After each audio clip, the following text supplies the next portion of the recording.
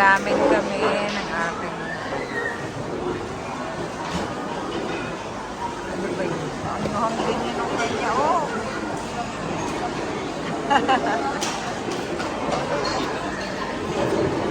Ayan, yung order ko. Ay, bakit may kanin? Sa iyo. Aba, hindi to sa akin, nasa akin, anak to. Ayan po ang aming kakanin. Kanin. Ayan.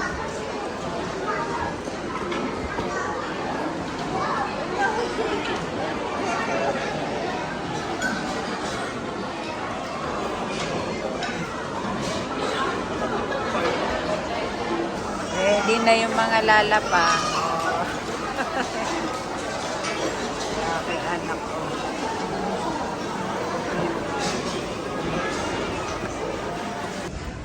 Ayan. Ayan, bilihan niya daw yung pinsan niya ng shoes.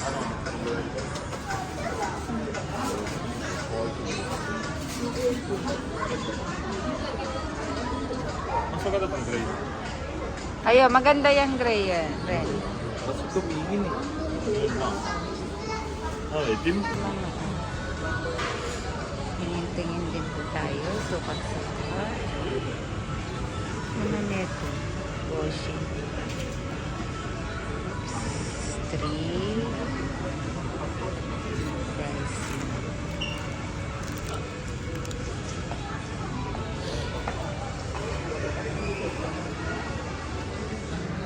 Oh.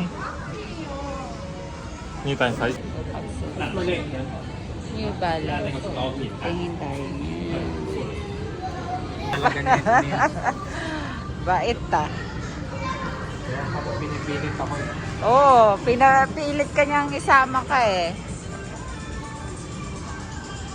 Sabi ko nga, o sige, papaalam kita. Buti na lang dito pumunta kayo.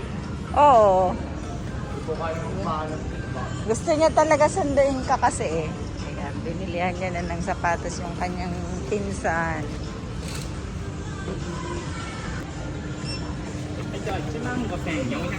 Wow. Ichimanggoseng.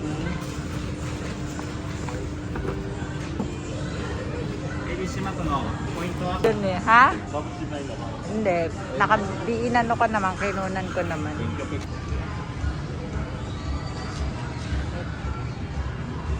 Shopping yung magpinsan.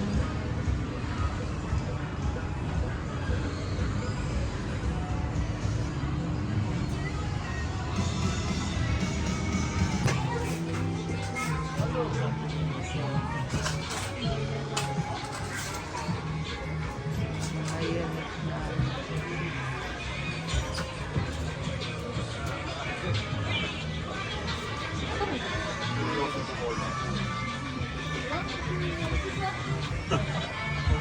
Nalagdag ko to sa ano ko.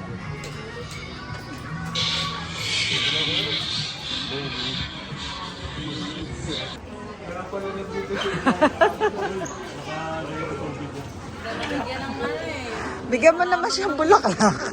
Sample lang, sample. Wala man lang sweet.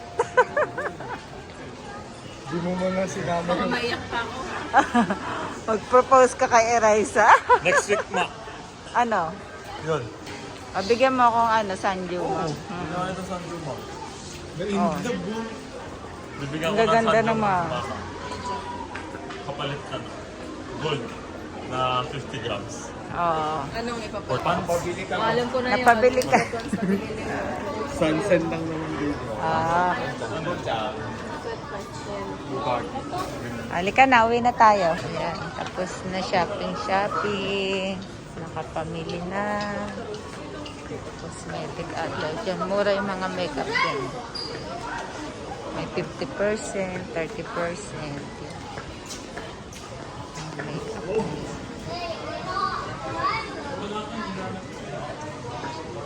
Oh.